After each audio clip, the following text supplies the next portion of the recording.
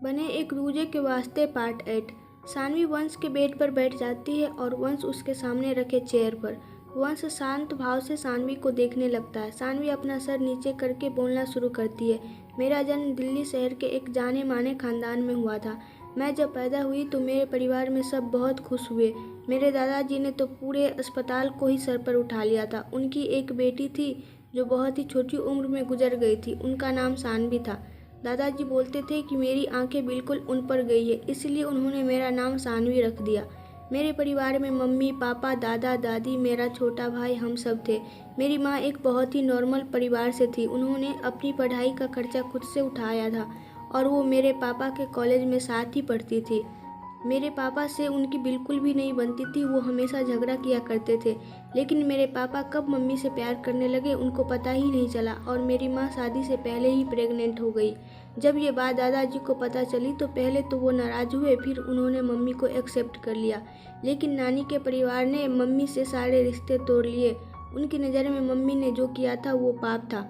मेरे दादाजी और दादी जी ने मेरी मम्मी को बहुत प्यार दिया। मेरे पैदा होने के बाद मेरी कुंडली हमारे कुल के पंडित को भेजी गई। उन्होंने बताया कि इस लड़की के सितारे बहुत ही ज़्यादा स्ट्रांग हैं, लेकिन इसकी ज़िंदगी आसान नहीं होने वाली है। मेरे दादाजी इस बात से बहुत ज़्यादा दुखी हुए। उन्होंने उस दिन से मेरे आगे पीछे नौकरों की लाइन लगा दी। मेरे लिए कई तरह के क्लासेस के इंतज़ाम कर दिए जिससे मुझे घर से बाहर न जाना पड़े। वो नहीं चाहते थे कि मैं स्कूल जाऊँ। उन्हें डर लगता था कि किसी ने मुझे अगर परेशान किया तो। उस वक्त मेरे घर के बगल में एक लड़का रहता था। वो बहुत ही अकड़ू था। वो छोटी छोटी बात पर मुझसे लड़ता था, मुझे बहुत चिढ़ाता था। लेकिन फिर हमारे बीच धीरे धीरे दोस्ती हो गई। मेरे पापा मुझे रात में चांद सितारों की कहानियाँ सुनाते थे। मुझे चांद बचपन से ही बहुत प्यारा लगता था। फिर एक दिन मैंने मेरे दोस्त के साथ चांद को देखा और तब से पापा हम दोनों को साथ में ही चांद दिखाते थे। लेकिन एक दिन मेरा वो दोस्त कहीं चला गया। उसके जाने के बाद मुझे बिल्कुल भी अच्छा नहीं लगता था। मुझे हमेशा उसकी याद आती थी। तो मेरी माँ ने मुझे पियानो बजाना सिखाना शुरू कर दिया। मेरी माँ को पियानो बजाना बहुत पसंद था। फिर मेरी ज़िंदगी में वो काली अंधेरी रात आई जिसको मैं चाह के भी भूल नहीं सकती। उसने मुझसे मेरा सब कुछ छीन लिया। जब मैं 10 साल की थी, मैं छत पर बैठकर चांद को देख रही थी। अचानक से मेरे घर में चीखने चिल्लाने की आवाज़ें सुनाई देने लगी। तभी मेरे पापा भागते हुए ऊपर आए। उनके शरीर पर जलने के निशान थे। उन्होंने मुझे पकड़ा और मेरे आंखों में देखते हुए बोला, मेरे बच्चे मुझे माफ़ कर दो, अपना ख्याल रखना, माधव अंकल की हर बात मानना। पापा आपके साथ यहीं तक थे और उन्होंने कहा मैं आपको यहाँ से नीचे फेंकने वाला हूँ, आंखें बंद कर लो। मैं रोने लगी पर उन्होंने मुझे ऊपर से नीचे में फेंक दिया और माधव अंकल ने नीचे गद्दा रखा था जिससे मैं सेफ रहूँ। फिर वो मुझे वहाँ से ले जाने लगे। पापा ने ऊपर से ही बोला, माधव इसको दूर ले जाओ, बहुत दूर, किसी को पता न चले कि ये हमारी बेटी है।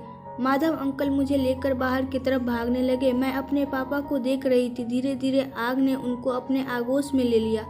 मेरे सामने ही मेरा पूरा परिवार जल गया। मैंने सबको खो दिया।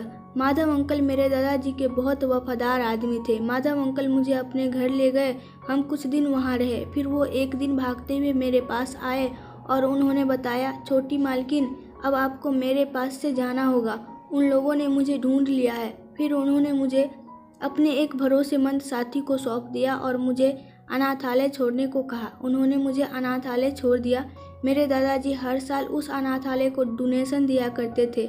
मैं वहीं पली बढ़ी, लेकिन मुझे हमेशा अजीब लगता था क्योंकि वहाँ जब भी कोई बच्चा गोद लेने आता था तो वो लोग उनको सभी बच्चों को दिखाते थे, पर मुझे वो अलग कर देते थे। अगर कोई मुझे गोद लेना चाहता भी था तो भी वो लोग मुझे गोद नहीं लेने देते थे। पहले मुझे ये अच्छा नहीं लगता था, लेकिन फिर एक दिन मेरे अनाथालय में 2 लड़के आए। उनमें से एक कार्तिक था और दूसरा कौन था मुझे पता नहीं था, पर मुझे वो दूसरा लड़का बहुत पसंद था। वो हमेशा तो नहीं पर हर त्योहार में आता था और मैं उसको छुप छुप कर देखती थी। वो बिल्कुल मेरे उस पड़ोस वाले दोस्त की तरह दिखता था। शायद इसलिए मैं उसे पसंद करती थी। उसको सोच सोच के मैं खुश हो जाती थी। लेकिन कुछ समय बाद उसने अनाथालय आना बंद कर दिया। मैं बहुत बेचैन होने लगी। मुझे कुछ भी अच्छा नहीं लगता था। लेकिन फिर हमारे अनाथालय में नेहा आई। वो मेरी सबसे अच्छी दोस्त बन गई। हम हर एक काम एक साथ करते थे। वो मेरे लिए मेरे बहनों से भी बढ़कर थी। वक्त बीतता गया और उस लड़के की यादें धुंधली हो गई। जब मैं 18 साल की हुई तो एक दिन मुझे एक वकील मिलने आए। वो मेरे परिवार के वकील थे। उन्होंने मुझे बताया कि मेरे घर में जो आग लगी थी उसमें कोई नहीं बचा था। उन्होंने बताया कि उनका एक भरोसेमंद एम्प्लॉय विकास रायचंद ने एक बहुत बड़ा फ्रॉड किया था, जिसकी वजह से हम लोग दिवालिया होने के कगार पर थे, लेकिन सबूत ना मिलने के कारण वो बच गया। ये नाम मेरे जहन में बस गया।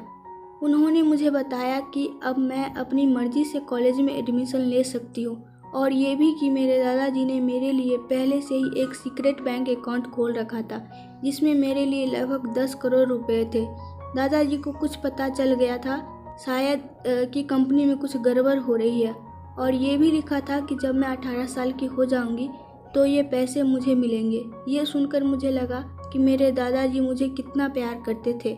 मैंने वहाँ से निकलकर फैशन डिजाइनिंग का कोर्स करने के लिए कॉलेज में एडमिशन लिया।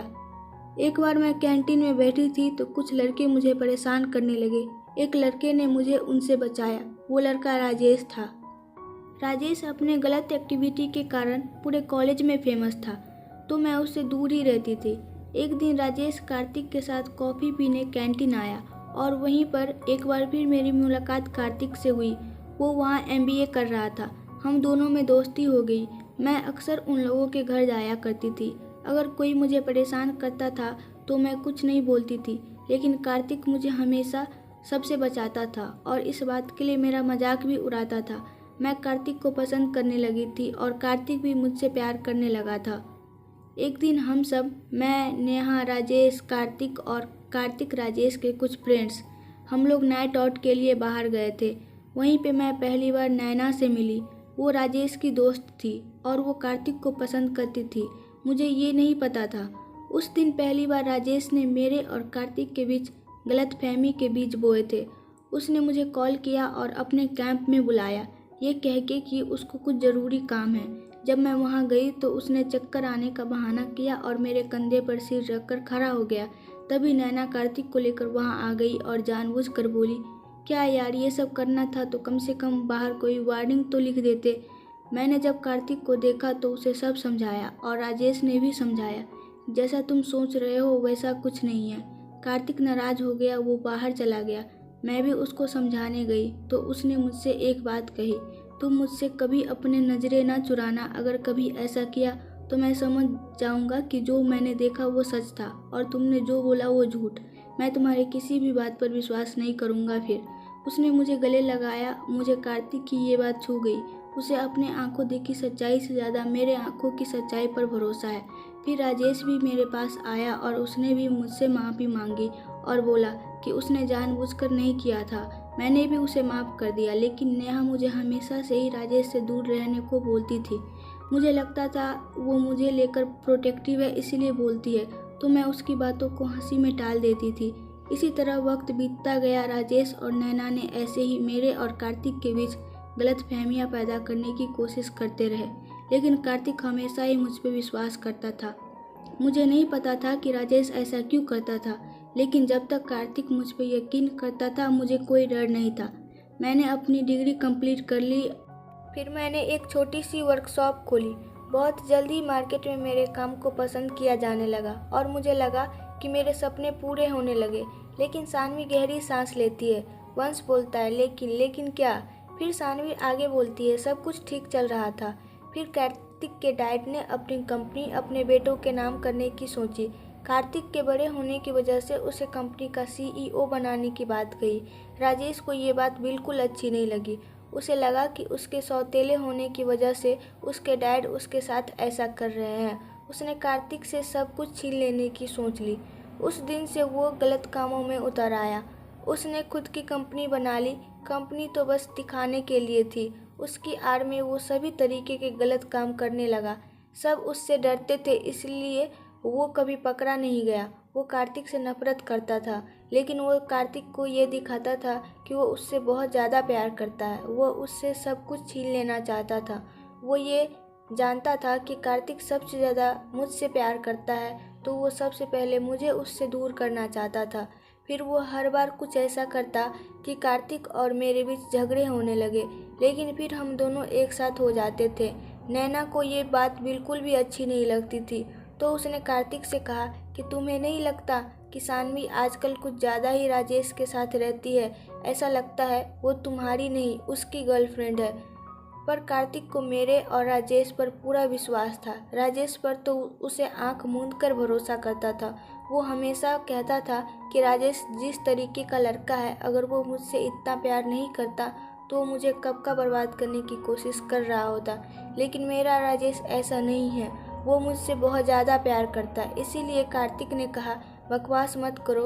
वो दोनों फैशन इंडस्ट्री से रिलेटेड सेक्टर में काम करते हैं और कंपनीज के बीच ऐसे एग्रीमेंट होते रहते हैं जिससे उन्हें मिलकर काम करना पड़ता है। कुछ समय के बाद कार्तिक और मैंने शादी की बात सोची। कार्तिक ने मेरी कुंडली और अपनी कुंडली पंडित के पास भेजी। उस वक्त मैंने उसे पहली बार मेरे खानदान का असली नाम बताया। मुझे नहीं पता था कि नैना मेरी बात छुपकर सुन रही है।